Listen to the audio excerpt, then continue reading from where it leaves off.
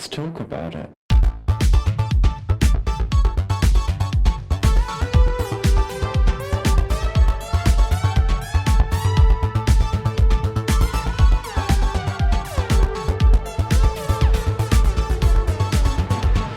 Hello and welcome back to Thicc Radio, the podcast where we talk about gaining, feedism, and everything in their orbit. I'm James.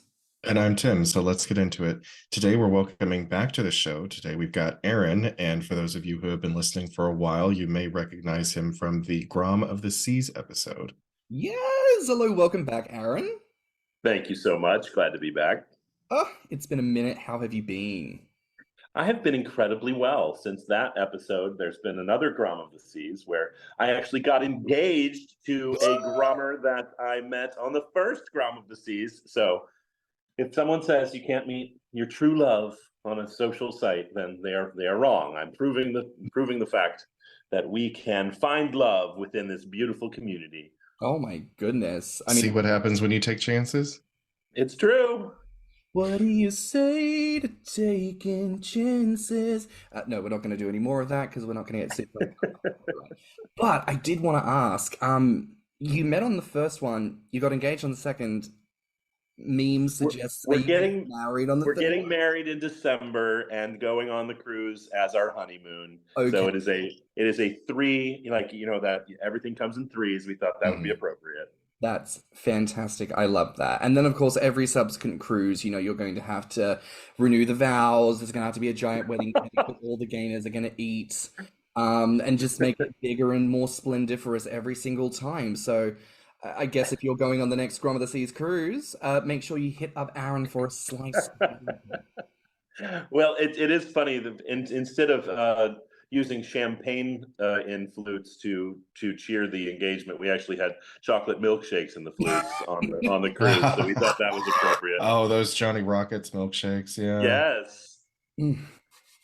Oh my goodness. Memories of that cruise. I still, and it's been like over a year now, a year and a half, but I still have flashbacks to that. What was it? That mango lava flow cocktail that they didn't. Oh, yeah. But they only did it sambas. And it only took me one of those, and I was just lost my sea legs. I don't know if I'd lost my sea legs, but I was, of course, falling into every fat boy. Oh gosh, sorry, I just can't. Oh no, I tripped. Oh dear. So can we say clumsy. that was camp as a drink? Yeah, that was a very campy drink. And a fabulous segue into this week's episode. Thank you for that, Aaron. Would that be the theater experience, the directing experience coming through to the fore there, just directing the conversation? I love it. Well, listen, I think this is a cool episode because, Tim, you were the one who kind of posited this to me some time ago. I mean, for the listeners, what was kind of that kernel, that initial thought? Well, I was actually inspired by a video essay put out by a YouTube content creator named James Somerton, where he was talking about camp, and I believe he was relating, or he was talking about intentional camp versus like that unintentional camp, where like say Mommy Dearest wasn't meant to be campy, but it is, whereas something like a John Waters film is meant to be campy and taken that way. And I just got to thinking, because if camp is all about subverting societal norms and turning things on their head, and considering that society expects everybody to be thin because there are 4 industries that are making billions of dollars per year telling us that we need to be thin, is it camp to just be a fat person? Like in that particular way that we subvert society's expectations, are we campy? And I remember we had a good conversation about it, and for the listeners, we've referenced James Somerton a few times. Go to his YouTube, give him some love. He also has a Patreon, by the way, so if y'all really enjoy like queer cinematic deep dives, go look him up. Fabulous subscription. But it's a really good question, right? Like what we understand camp to be, and I feel like that's kind of like the good jumping off point, right? So Tim, you're kind of putting it out there. It's a subversion of things. For me, it's always, I don't know if I've ever had like a definition of it, right? Like it's one of those kind of amorphous zeitgeist things. You know it when you see it, but you couldn't, it's like describe a color without using colors. Like you can't do it. It's a bit impossible. But I always think campy is something that is very. It's got a little wink and a little bit of a nudge to it. Nothing too big, nothing too small, but it's there, and it's there for the people who want to see it rather than just for everyone. But that's my definition. Aaron, what about you? Well, I think when you talk about Tim's hypothesis or supposition, I think you have to think of the intentionality, because I think often camp is performance, and I think if you're doing the thing intentionally, like the phrase that has always kind of resonated with me is getting fat on purpose, and I think the purposefulness starts to lean into camp territory then, because it is that subversion, that active subversion. Stephen Sontag defined camp, and I love this, as performance in quotation marks. So everything is like ironic, or intentional, right? So again, that intentionality. So I do think this community specifically, maybe not the population, the population of people of size, but this particular community who's doing it kind of in your face in a way, this exaggerated, ostentatious version of it, I think does lean into it. And I think that kind of, for me, made me say, oh, yeah, I think there's something here. I still love the definition of camp that came out over 100 years ago, 1909, in the Webster's English Dictionary. They talk about camp as ostentatious, exaggerated, affected, theatrical, effeminate, or homosexual. So it's always had an attachment to homosexuality, and I think within the, I guess, LGBTQIA plus community, when you embrace fat as kind of a political statement, it starts to kind of check a lot of those boxes. It's interesting because obviously what we're then kind of contrasting is our understanding of camp is in terms of performance, which is sort of a limited space. It's a step away from reality. Tim and I will joke and say, "Join me in fiction," to quote The Play That Goes Wrong. But it's very that it exists in a sort of liminal space of this is it. It makes sense here, and yet what we're proposing is that to gain and to persist in the process of gaining in feedism is to be campy as an actuality and as a lived experience, which is, I think, a little bit different but quite interesting. And I don't know, maybe with that framework answers some questions that we all have about who we are and why we do what we do and how gaining in fetus culture kind of metastasizes. I love that you mentioned Susan Sontag before, because in her notes on camp, she also says it's a sensibility that revels in artifice, stylization, theatricalization, irony, playfulness, and exaggeration rather than content. And I feel like that's also a good point to about people in general. That thing, like, for anyone who watches Drag Race, right? Like, they do like these acting challenges. Not that they're written very well, but that's beside the point. Like, a different queen will do different things with different roles, right? And it's all what's on the script, it's all on the page, but what you can actually bring to something is, in essence, what you are as the person and how you do what you do, right? So, I don't know, there's definitely something to that, like the character of people, and I guess by that argument, the character of a gainer, like this, I guess, stereotypical approach that we all, I guess, take as fat men and women becoming fatter men and women. So Aaron, I just want to ask straight out, like, do you think, just in general, is it camp to be fat? I think if the intentionality is there for me, I think if you just become fat, because we all know people who have become fat not of their own intention, and it in some ways it is connected to depression or some sort of self-loathing and those kind of things, and you have communities out there where many of the participants fit into that category. I'm not going to name any websites, but there are some where it seems like the sad fat man is a bit of a archetype. Yeah. So I feel like that is not camp, because there's not an embrace and I guess a flaunting of that thing that is said by culture to be something that should not be reveled in or embraced or celebrated. So I think, if you're celebrating yourself as an iconoclast, whatever you want to call it, some sort of rebellion, or this audacious thing, then if you're doing that, I think, yes, I will answer that question. Being fat is camp.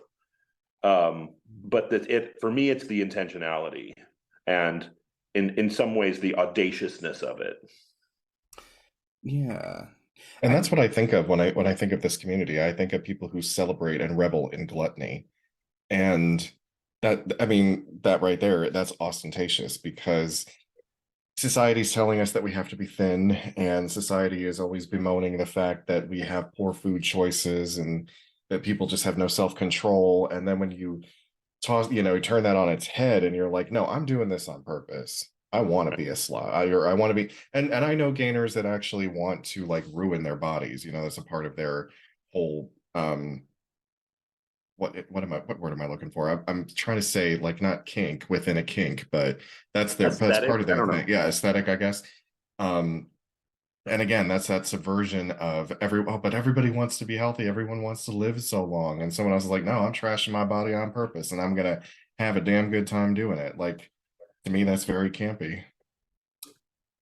It's interesting. I want to do an episode kind of talking about this. I won't say too much here, but in my writing, there's something I've pointed to I call the Epicurean paradigm, right? Which kind of is the I guess you could say quality spectrum that gainers tend to fall on. Like, at one end, you've got the hedonist who wants like a high amount of high quality food. At the other end, you've got this cormorant who wants a high amount of low quality food. And the kind of middle section is the typical trencherman who just wants a lot of it. Doesn't really matter, just put it in his face.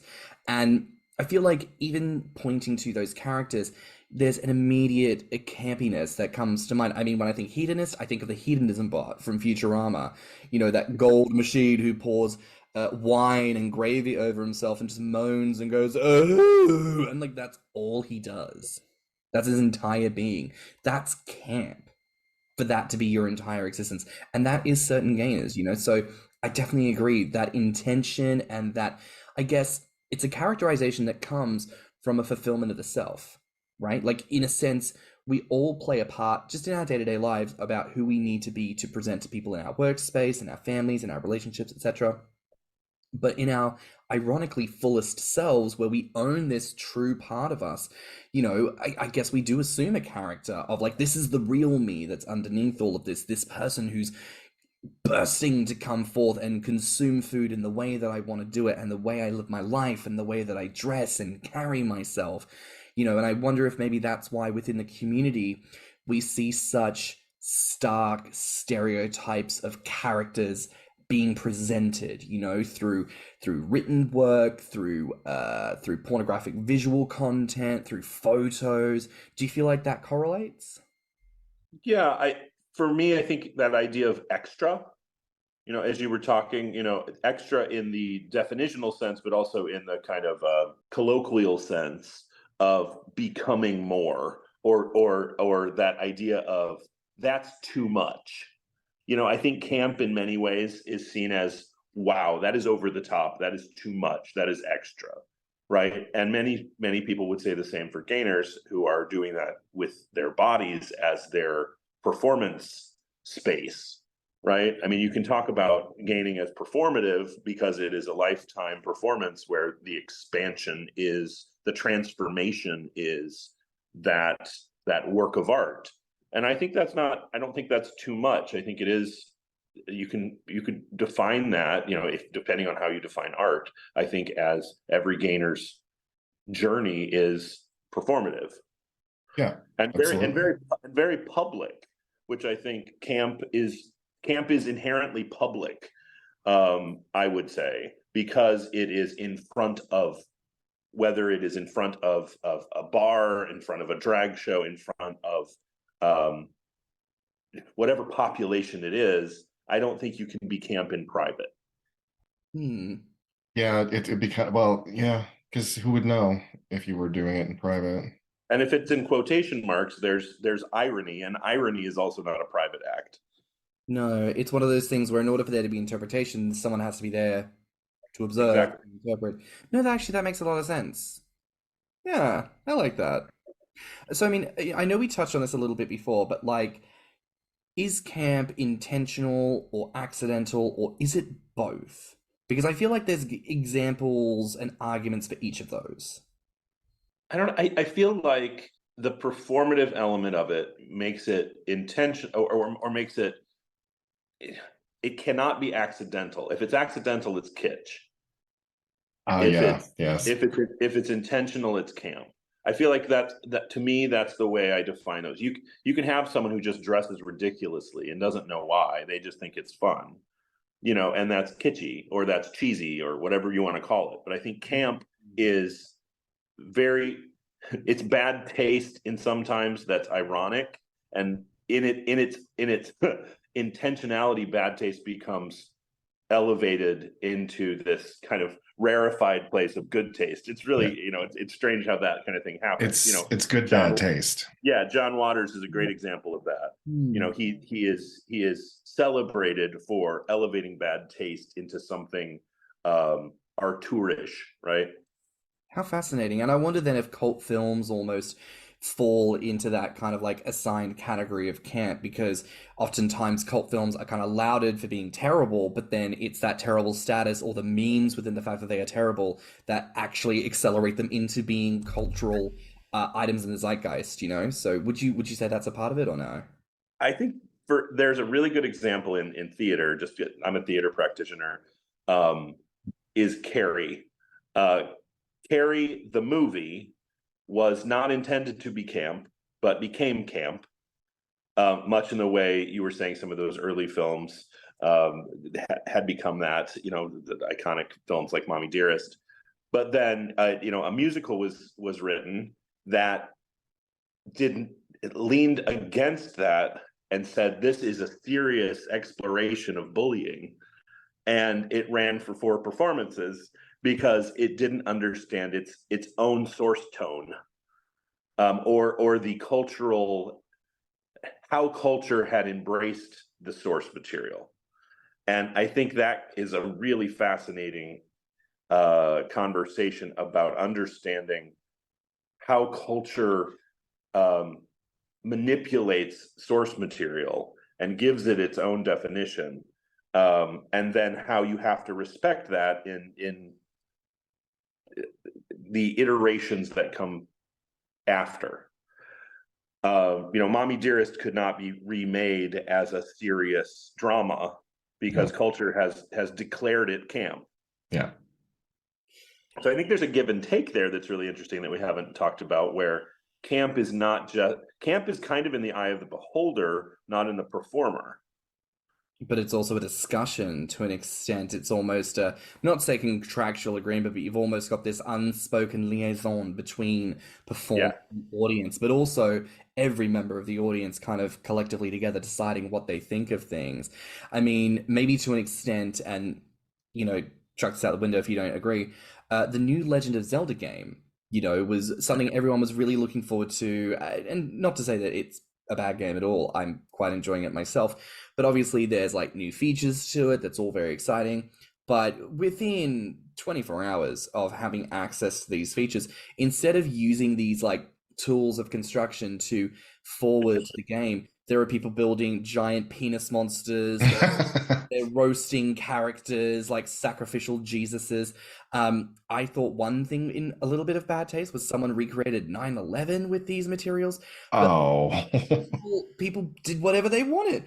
And I actually think that all of that, even the things I'm personally not a fan of, are quite camp, because it's like they designed it not in any way, shape, or form for this. And yet the limitless bounds of human ingenuity said, let's create a rotating human creation with a penis that shoots fire and just like rolls in a circle, burning the whole forest. Like, that's weird, But I just find that so funny. And I don't But know if You, yeah, camp I think there's, yeah, go ahead, Tim.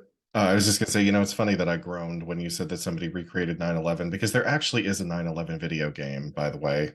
what? Oh Yes, no.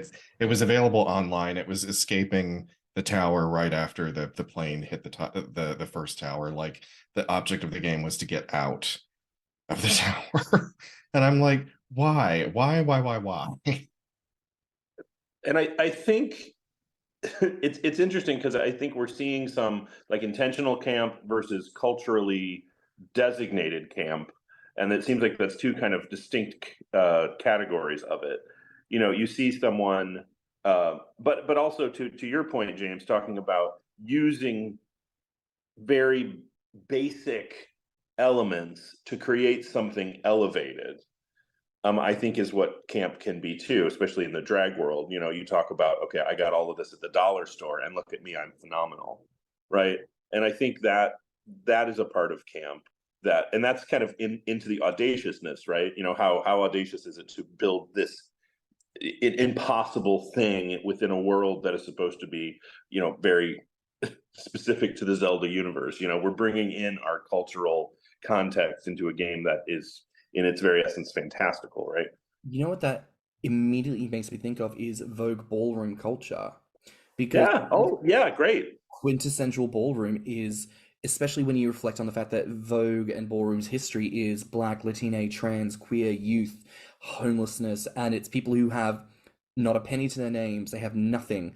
But the idea of like the original thing for realness, the purpose of realness was when you walk the realness category, if I had the money, if I had the opportunity, I'm showing you that I could pass as you any day of the week and I could perform as you. And it's also Yeah. proof that everything that we do, kind of like what I was saying before, when we go to work, we do this, we do that, it's a performance. We're performing as this caricature, this idea that we have in our mind of the person who wears these clothes and goes and does these things. But I think that's very ballroom to take something out of nothing and like create something incredible out of it, which I don't know, it makes me wonder, does that mean that camp is something that is distinctly queer?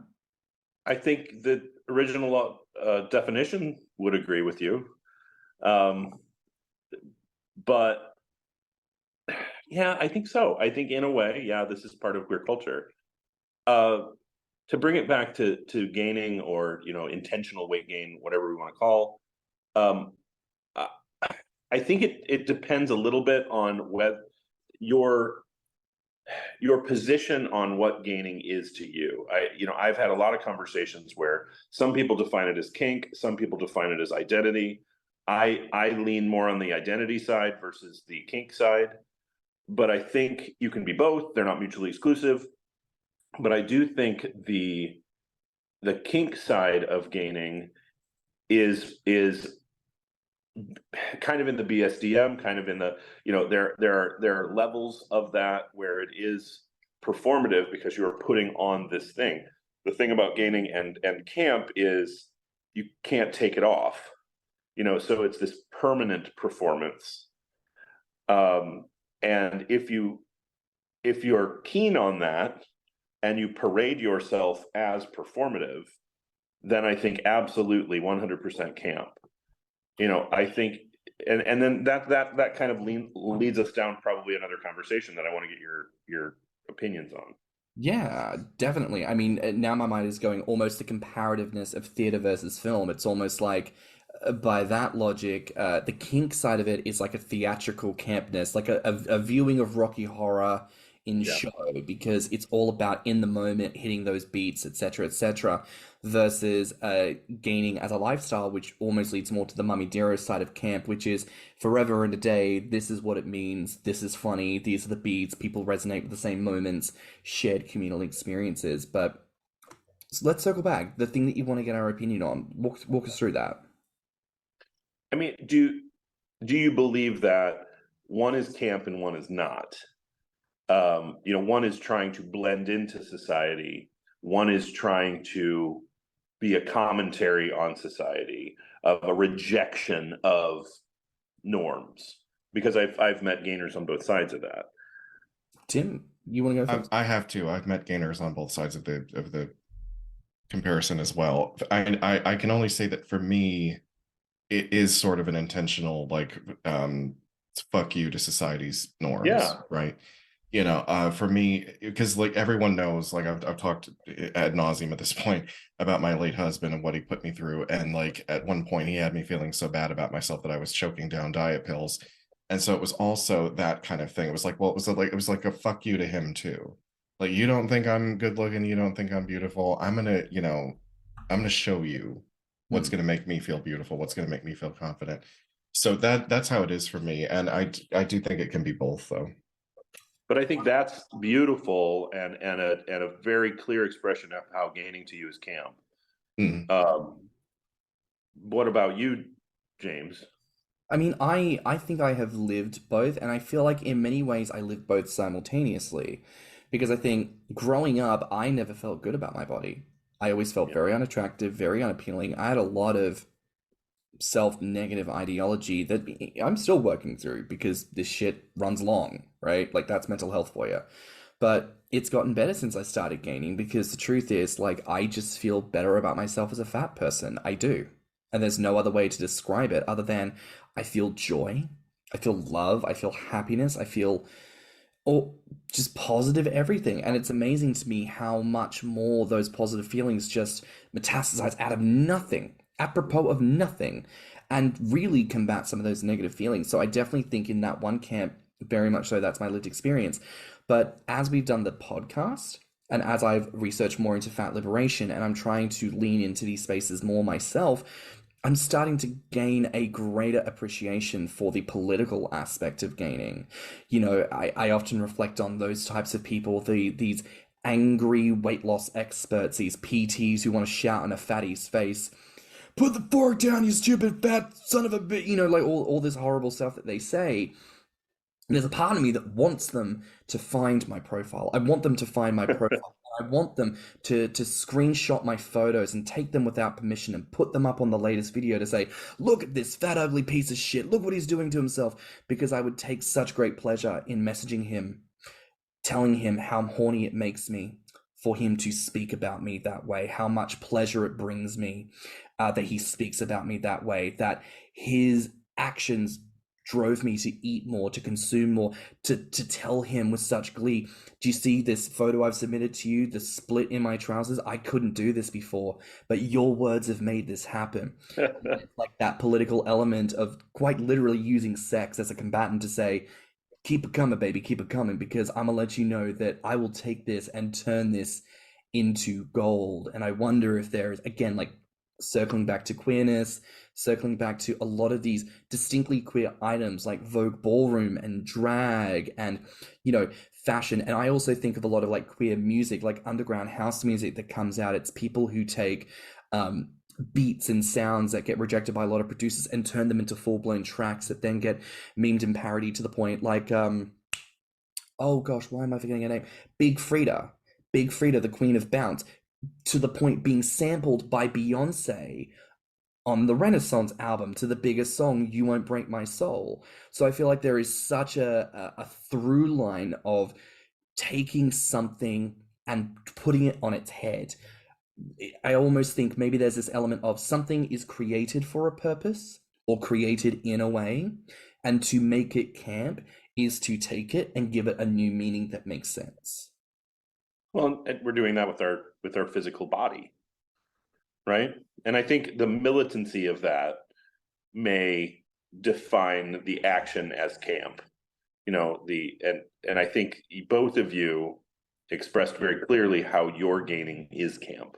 And so I thank you. I mean, for me, that helps a lot to hear the individual stories, the specificity of your personal camp journey, right? Yeah.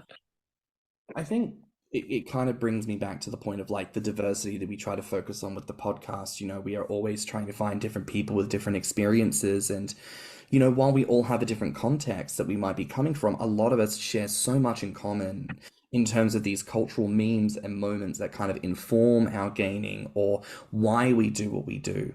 And I think that's almost a greater validity to it because it's kind of proof that it doesn't matter who you are, where you come from. gaining is almost this equalizer of experience where many of us can experience and relate to the same cultural touchstones and build community that way and understand ourselves through that lens. Absolutely. Sounds kind of campy to me. I did want to ask because I feel like the most quintessential characters of camp that I can refer to are obviously Divine, Yeah. Helen, the queen of camp. And of course, she inspired one of the best Disney villains, which is Ursula. And both these characters are very feminine, but also very fat, and play a lot, I think, with grossness or discomfort. You know, Divine is obviously known for consuming poo, and you know, Ursula's magical love potion, sorry, not love potion, the potion she uses to turn Ariel into a human. She's like on screen, like cracking bugs and squishing things and throwing it into the cauldron. And she's a squid, so she inks, and so that's like a form of, like, I guess, downstairs expression of product. I don't know what you call that. Oh, really? I never thought of it that way. Yeah, I will never see Ursula the same way. Thank you for that. But you know, I think there's something obviously so interesting about these characters because I think not only are they the greatest examples of campness that we have, but they are both distinctly fat. And I wonder, like, do you feel like reflecting on those characters, do you feel like their fatness added to their campness? The embrace of their size as a positive, I think, is camp, and I think they're you're putting it in the viewer's face that even if society doesn't think they're beautiful, they know they're beautiful. What's that line? I live for the day that I get to be this like super chub, like welcoming guests into my home, and it's me like beckoning to the poor servants, and I'm like, look at me, wasting away to practically nothing, as my like 500-pound body is like slowly being wheeled across, you know, the marbled floor of my gigantic mansion, which of course has been built to accommodate my enormously wide body, or something to that extent. You know, that's such a fabulous line, you know. And I do think it reflects that greed that a lot of gainers really get into. You know, it's this wink wink that I've always appreciated with camp of it's all of that. It's all of that. I don't know why I didn't expect this conversation to get my brain tickled so much, you know. Sometimes I come up with good ideas. Listeners, we want to thank Tim for this moment. He's going to get I was about to say an Emmy. What's the podcast equivalent? What are they called? Probably called like a potty or something like that. I think it's something like that. Yeah, whatever. Give Tim one of those for this. Which I just recently found out you can submit your own show for those awards. Oh, really? Yeah. Bitch, I'm as long as it's been a couple of years. Like I think if you have 2 seasons, you can submit your own show. Well, guess we're submitting ourselves to podcast awards, bitches. Now, obviously, a lot of our reference points that we've been kind of hearkening to here are very queer. I'm curious to ask, feedism, even though like gaining in feedism like doesn't always correlate to like gay, straight, feedism largely is occupied by cisgendered, heterosexual men and women. Do you feel like that element challenges the idea of it being camp at all, or does it add to campness in a similar fashion? What are your thoughts? I feel like the power dynamic is different in the specifically gay expression of gaining. I think in a heterosexual gainer feeder relationship, you know, it seems like power is always a very forward relational thing, and I think you have to own your power in camp versus kind of sharing it across 2 people. At least that's kind of how I've defined it, that it's a very individualist thing. So that, I guess, would be my comment, that it does seem to be within the gay gainer community more camp than I would consider it in other communities. I don't know. I'm kind of torn on it because I thought this power dynamic, like you mentioned, kind of fits more into BDSM with a dom and a sub. But then That's true. isn't BDSM also camp? But then I thought, well, if it's done publicly, like the events that I go to, Sure. Okay. Yeah. Sure. where it is on public display, I'm like, yeah, I could call that campy. But if it's something that's only happening behind closed doors and nobody knows about it, that would be different. So I'm not really sure. I don't know if they fall under the umbrella or not. And I think we have to admit the additional struggles that women in culture deal with when it comes to questions of size. I think that men have, in many ways, bypassed a lot of that negative cultural stigma that men can embrace. We can, we have Santa Claus, we have all of these icons of jolly size, powerful business people, just look at any television show, like all these comedies that were successful, like King of Queens and The Simpsons, Family Guy. You have the fat, slobbish, kind of stupid husband with this extremely hot, skinny wife. And like, why did that become such a thing? Well, go ahead. No, I was gonna say, I think to challenge that though, like that's not a positive representation of men though. Like to posit that the only way a man can be fat is to be smelly, to be stupid, that a man has to be comedic in order for his fatness to be validated. Santa Claus, even as a character, if you look at any of the representations of Santa in the past 10 years, they're slimming him down very intentionally. Yeah, we're not allowed to have fat Santa anymore. Or if he's fat, it's because it's all padding, because it's the North Pole or whatever else, and there's jokes and memes. So I wouldn't necessarily say that there are a lot of not to say positive representation, but then I don't know how that correlates with camp. But then just because it's comedy, does that make it camp necessarily? Well, and it's interesting because you look at drag and you've always had, the large figured drag queen, and even Divine, as a drag queen, depending on how you define Divine.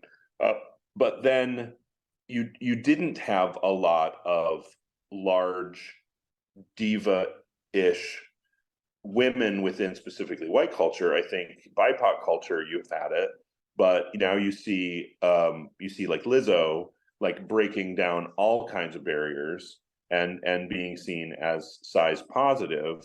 But would you consider Lizzo camp? I wouldn't. Because I think that comes back to your point that for her size is not intentional, like the acquisition of size is not intentional, but the political ownership of her size is intentional. And I think that's where body positivity comes into things, and that's a different conversation, right? Yeah. I mean, we've got a note here, like Fabio Plato says, camp is a subversion strategy for many marginalized identities. So I feel like maybe more so for women in that regard, there's an element of camp because there's a sense of self-ownership. A lot of larger women that I've had the pleasure of coming into contact with, of course, express that their favorite Disney icon is, again, Ursula. And then when I sort of thought about it, I was like, I don't know if I can name another. Like, I don't know that I can. Fat men, scattered throughout, but still more present. But seriously, like, I can't think to name another one outside of Ursula. It's kind of it. Which, again, was based on a gay archetype, right? Yeah.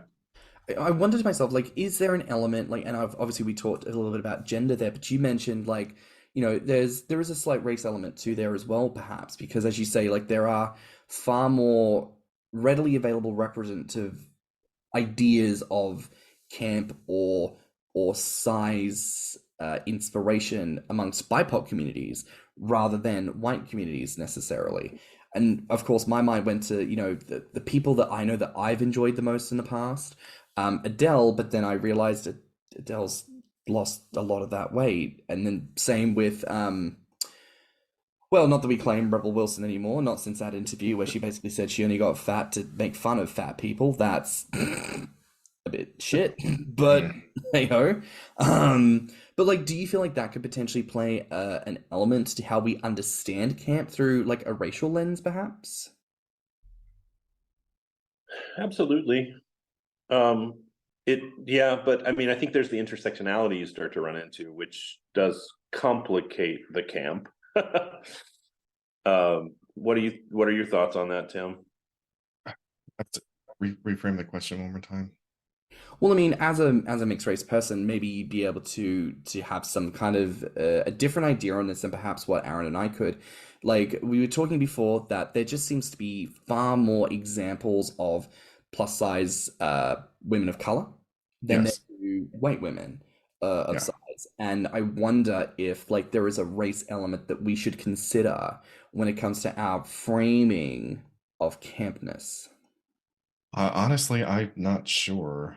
Because when you talk about, the prevalence of that within communities of color, like what do I think of? I think of people like take Oprah Winfrey, for example. She's kind of yo-yoed over the years, and she's no, this is not a good example. I'm sorry. Jennifer Hudson, maybe, some of Jennifer those. Hudson, yeah. Yeah. But Even like Monique and a lot of those characters within kind of the rap and hip hop community. Missy Elliott. You get into musical theater. You talk about Dream Girls. mhm. That was a huge body positive Automate moment. Maybell. Yeah. I think we get into music a lot more then, but I do think one of the things I wanted to talk about before we got done was the idea of divas as camp.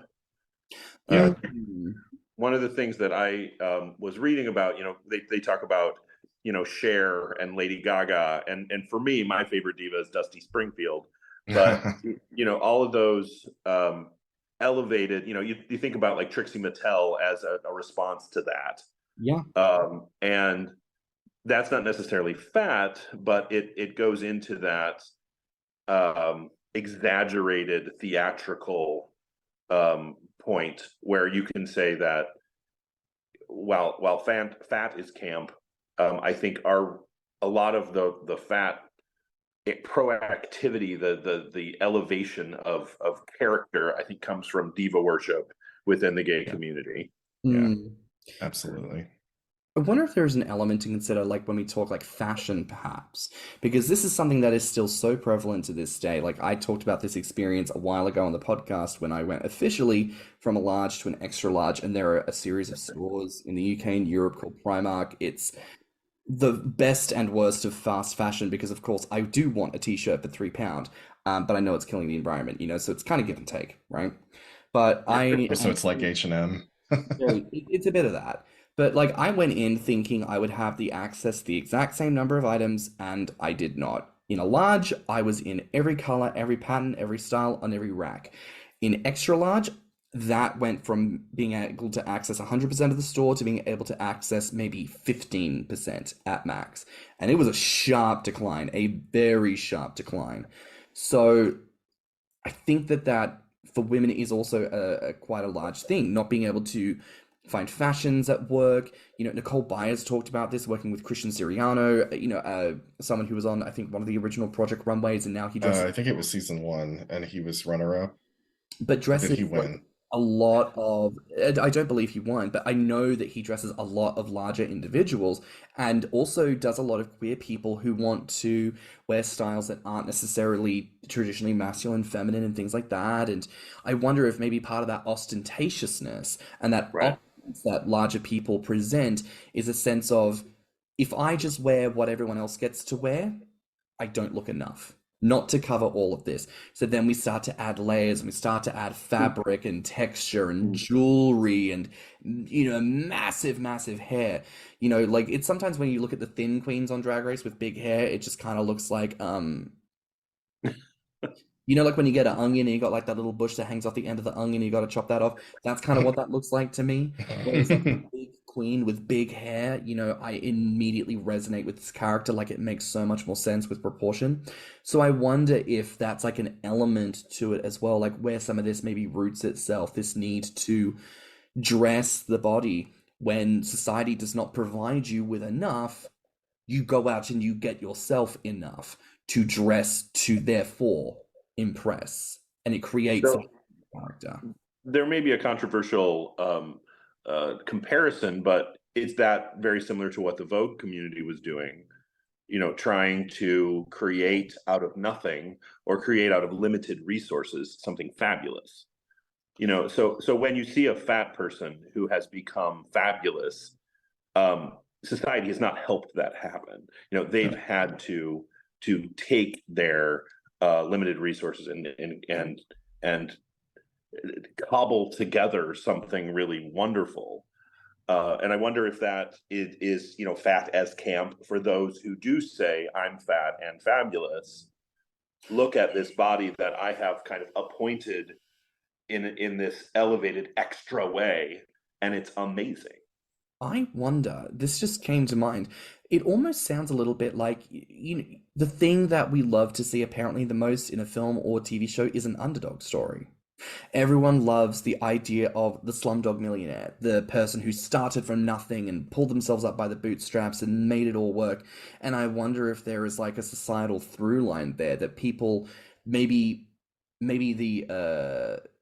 that example is not itself camp, but maybe points to why we like things that are camp. Because essentially, when we see something that is camp, we are seeing something that is effectively original and individual. Because as you say, camp is kind of different for each person, what they take away from it and what they do with it. Like Trixie Mattel. There could never be another real Trixie Mattel, even if you learned to paint exactly like her, because you could never, not in a million years, capture her interpretation of how she does what she does. And because she walks and lives in the fullest fulfillment of that sense of self, therefore people flock to her and see the stardom coming out. And I wonder if that ties together how we see divas out in theatre and film. And I wonder if that ties in, with Vogue superstars like Leonie Maldonado, or the young up and comings like the House of Juicy Couture. I wonder if there's that through line of people stepping into themselves, and because they are walking in that full authenticity, we resonate with that and we love to see it. Because as a society, we just live in gainers as authentic representations of themselves. That I think being a gainer, you embrace that authenticity come hell or high water, right? Mm-hmm. Maybe this is why, okay, Tim, walk with me on this. Maybe this is why the community loves to lift up, and again, not to call out fake gainers, but those guys who just seem to appear out of nowhere because they're bodybuilders who decide to go on a dirty bulk and not do the lifting for winter. Like, is that why we flock to them so much? Because what we see is a presentation of authenticity. They're not, focusing on this hyper muscular facade that they're constantly doing in this moment, in this time, in their authenticity. They're just picking out, eating, indulging, ignoring community involvement for a sec. Like, I wonder if this is why so many people in the community lean to this type of person, because they identify with something in that. I suppose so. I mean, I guess I'm just more cynical than that, because every time I see one of these guys, I'm just thinking, oh, Christ, here we go again. Like, how long before he gets a book deal or a TV show? I mean, or I don't disagree, but like, I wonder if, like, from the community side of things, I wonder if that's what we I'm not disagreeing that that's what some members of the community, it's not what I do when I see them, but this is why we have, like, back in the mid-2010s, we had that term Grommr come about. I wonder if maybe that's a part of where that came from, because we're lifting up the people who we see being what we think is the greatest fulfillment of what we're doing. Mm-hmm. But then it feels kind of obvious to say, but I suppose through a lens of campness, I don't know if I'd call that part of it camp. I don't know. What are your thoughts, Aaron? I think again, this idea of extra comes into it. I think when it's attached to, and this again may not, just these are my thoughts and my thoughts alone. When it's lazy, or when it just occurs without effort or thought, I can't say that that's camp, because again, I feel like there has to be some intentionality to the act itself, the performance, if you will. And I think some of those guys, are, trolling for likes or whatever that is. And I don't know that that's necessarily performance. That's a little more crass to me. Mhm. And so, Almost more like ticketing on the side, like yeah, scalping on the side for tickets rather than actually being on right. stage performing. Yeah, exactly. Yeah. And there's nothing wrong with laziness, because I think that's a part of the kink for a lot of people. But as far as camp goes, to me, there has to be a proactivity to it. Like, I am doing this as a statement to the larger culture. Yeah. So, I mean, I want to ask here, like, because obviously we've talked quite a bit about like the sort of different ideas and potentials behind it. What does this kind of discussion around camp, how does that inform or challenge what we do as gainers, in your opinion? It's a challenge to live more fully, more publicly, as an kind of countercultural agent. And so I'm kind of inspired here a little bit to say, be your fat self. Mhm. Let your freak fat flag fly. Right. So I thank you for this conversation, because it does help me want to be a little more militant, a little more political, countercultural, than just getting fat and kind of fading into the woodwork. Yeah, there's a very us versus them mentality that's going on in the world right now on every issue. And like we think about how there's a lot of legislation being written against queer people, especially in the US. Hmm. So I think that that's why we should be more celebratory of our fat freak flag. Like this is because people are trying to make us disappear. Yeah. Not just fat people, but queer people, anyone that's different, anyone that does not fit into the very small box that society wants to put you in. Our way of life is under attack. So yeah, you should let your freak flag fly. There's a really good video by Alok during one of their interviews, and if y'all don't know who Alok Menon is at this stage, y'all need to get into it, because they are a fantastic thought leader and truly one of the icons of the trans and non-binary community, in my opinion. But they make a really interesting point in saying how the reason why people think that transness and non-binariness is a new thing is just because they've normalized the genocide of trans and non-binary people over the last several thousand years. So it's not that it's new. It's just for the first time, you're not allowed to respond with killing. And you have to confront the fact that what you're looking at is ultimately something that challenges you and the lifestyle that you've had to subject yourself to. And I do think that that aligns with what we do as fat people, because everyone's fine with a fat person who hates themselves, because they're probably going to do something about it. Whether or not they do, irrelevant. They hate themselves. That was really the goal all along. But who do fitness and wellness people hate more than anything? Lizzo. They hate fat people who don't fucking hate themselves, who have the audacity to be like, I'm fat and actually fine with this. So They expect us to all be crying in a corner somewhere, like, oh God, my life is so miserable. I need to pay for this gym membership. I need to get this liposuction. I need to get the BBL. See, this is the funny part about the BBL. I'm going to go on a small rant here. It's interesting that you're allowed to be fat if you're fat in the right places. If you have a fat butt, that's fine. If you have a snatched waist along with it, that's perfect. Like, so you're allowed to be fat as long as it fits into where society says you can be fat. because it was never about health. It has only ever been about aesthetics and about literally fitting in to the mold that society says this is what you should be. And again, as gainers, we flaunt in the face of that. Especially we see it in queer culture, because queer culture can be so gym obsessed and thin obsessed. People don't get it. And the amount of like muscle guys I run into who are like, yeah, I kind of get what you're doing. Like, you'll go to muscle eventually, like we all did. And I'm sat here like, no, that's not my vibe. You need to stop holding out for this. I want to be fat and doughy. Leave it alone. Well, and I think there's there's a word that can be attached to camp, which is joy.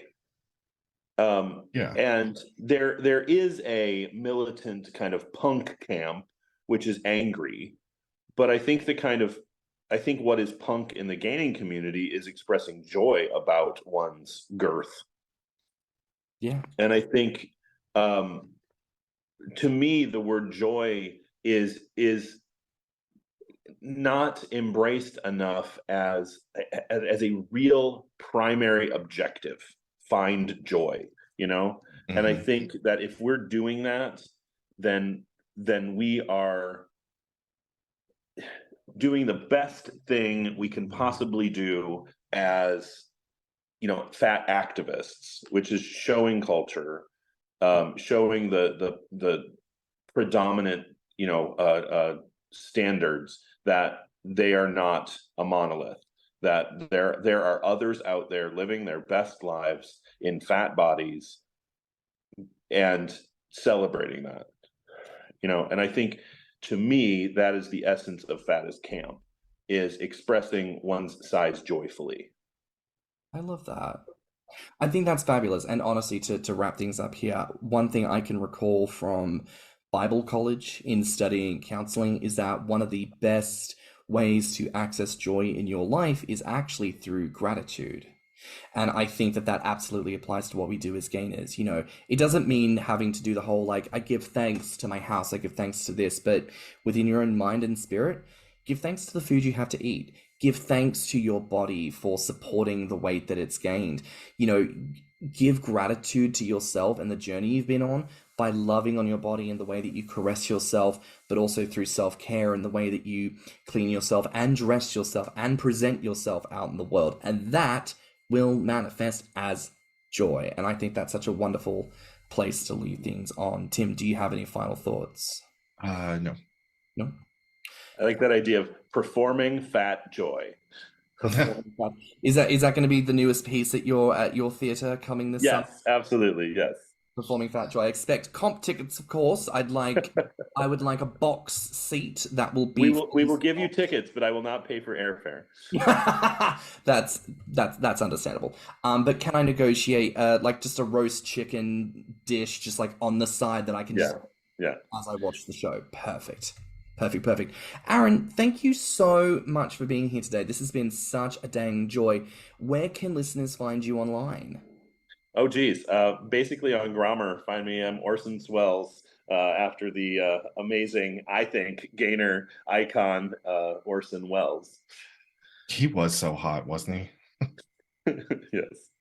Oh, so many beautiful fat men. We need to have another episode talking about Bellywood celebrities and just, create a little pantheon of just deliciously chunky men and women that we can all sit around and appreciate. But listen, that's a wrap for now here on Thicc Radio. Please remember to like and subscribe, rate us 5 stars, and leave us a good review. If you liked this episode, the podcast, or just us in general, share it with your friends and encourage them to tune in. You can find me on Instagram and BeefyFrat at stannnum. And you can find me on Instagram, Twitter, YouTube, TikTok, and BeefyFrat at ThickyMouse. You can also look us up on Instagram and TikTok at Thicc Radio, or at our website at www.podpage.com/Thicc Radio. If you want to submit a voice note, you can find the link in the show notes. And if you have any questions or ideas for episodes, you can reach us at thiccradio@gmail.com. So until next time, bye, Fats. Bye, Fats. Oh, bye, Fats. Let's talk about it.